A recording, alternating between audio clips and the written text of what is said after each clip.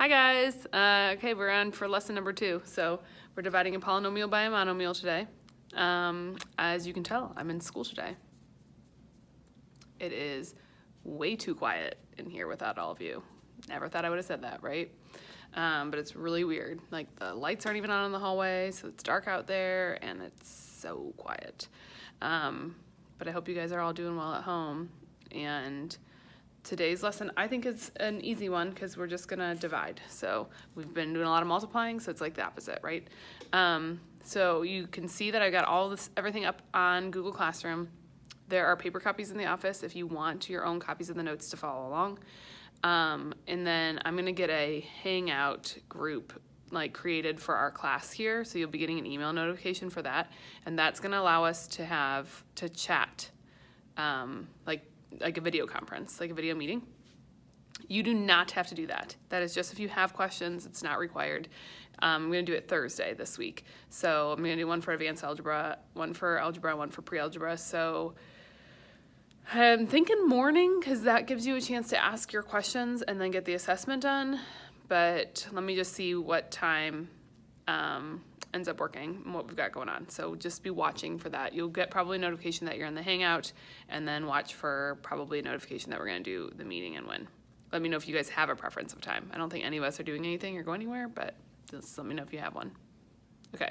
Today, dividing a polynomial by a monomial. It says to divide a polynomial by a monomial, divide each term in the numerator, that's our top, by the term in the denominator. For exponents, recall the quotient rule. So our quotient rule, if we had x to the a power over x to the b power, what do we do for quotient rule? We got to subtract, right? And it's always the top exponent minus, or subtracted minus the bottom. So x to the a minus b.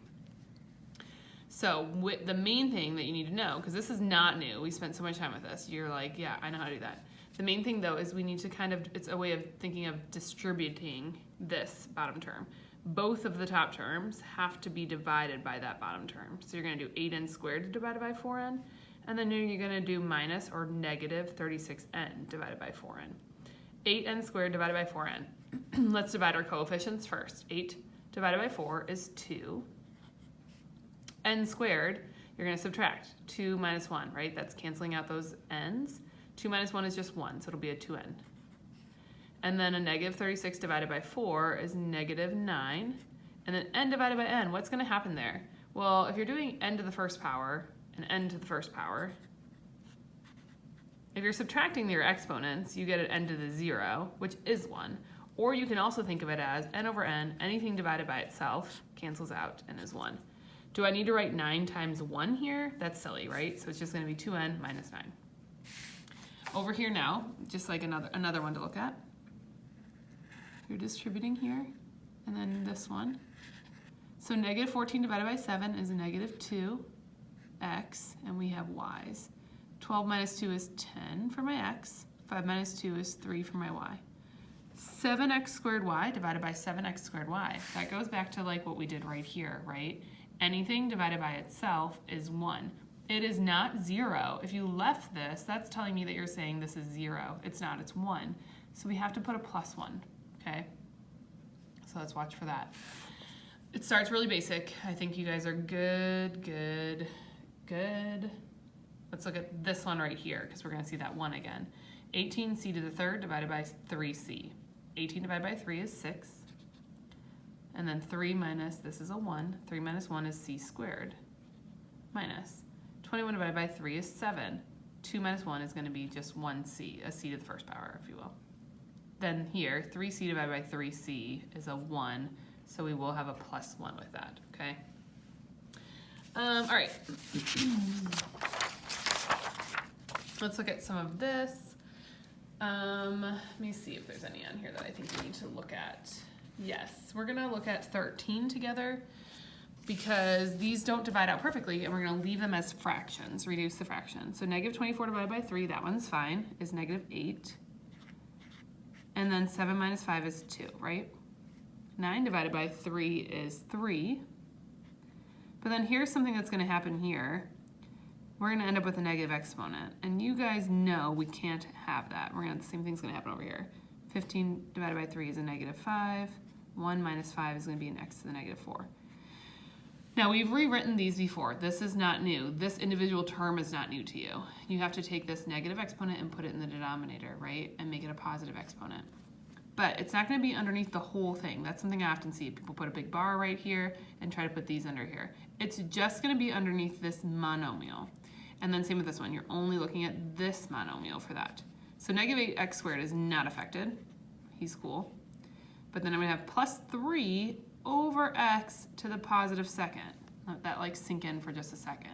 I took this x to the negative second power and I put it in the denominator with this monomial to make it positive. So now I'm still going to have a minus 5, but then I'm going to have x to the positive 4 exponent. 14 is going to be like that. So when you do 14, you're only moving your negative exponents underneath that term, not under the whole thing. 17, 18, 19, and 20, you're kind of putting together what we've done so far. Let me see which one I want to do with you. I'm thinking we better do 18 together. There's a lot going on there. For 17, just kind of a heads up, divide first. When you divide, you're going to get a binomial, which is what you did yesterday. And then bring down this one, and then you're going to FOIL. First, outer, inner, last. That was from yesterday's notes, so refer back to that if you're like, I don't remember what I did there. All right, 18.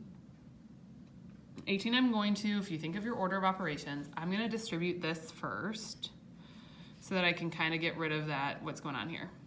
So 2r to the third, 8 to the third times 7 r to the 7th. That's going to be 14 r. Add your exponents, r to the 10th. And then s to the 8th is going to stay because I don't have an s with that. Minus 5 times 2 is 10. R to the 6th, s to the 12th power. Minus, I'm going to distribute this negative 1 here because it gets confusing when we're subtracting a binomial because we got to make sure that we subtract both of those terms.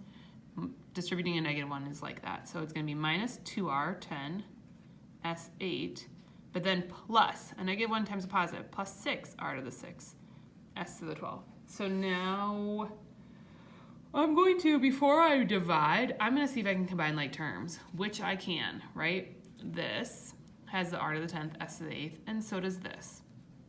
This has r to the 6th, s to the 12th, and so does this. So 14 minus 2 is going to give me a 12 r to the 10th, s to the 8th. Do not change your exponents. Do not change your variables. You are just combining like terms, right? Negative 10 and a positive 6 is going to give me a negative 4 r to the 6th, s to the 12th. So now I'm going to bring this down and write it in my denominator. 4 r squared, s to the 4th. Now we got to divide. 12 divided by 4, 3, and then subtract my r and my s. So 10 minus 2 is 8 for that r. 8 minus 4 is 4 for the s. Sorry, that's why we don't use pens in algebra. Minus 4 divided by 4 is 1. And then r to the 4th, 6 minus 2 is 4. And 12 minus 4 is going to be s to the 8th. Yikes, that was a lot, but we did it. This is a 4. Okay, so see what you can do with that. You will see some things like that on your assessment on Thursday. And make sure that you're asking questions when you find them, guys. I know this is hard, and it's hard to do it at home. You're doing great.